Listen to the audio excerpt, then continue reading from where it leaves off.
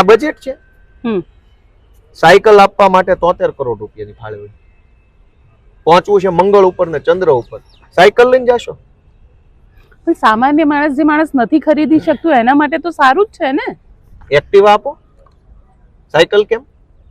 ભાજપ પાસે પેટ્રોલ પુરાવાના નહીં હોય એટલે તમે લોકો એમ કહેશો સરકારે આપ્યું અને પછી એવું થઈ ગયું.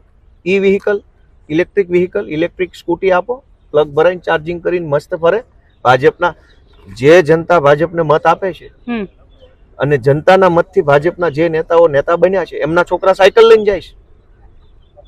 મત આપનારનો છોકરો સાયકલ લઈને જશે, મત લેનારના છોકરા તો કે ફોર્ચ્યુનર લઈને જશે. કેમ ભાઈ? જાવું છે ચંદ્ર મંગળ ઉપર ને આપવી છે સાયકલો, અને એ સાયકલ દેવાની વાત છે.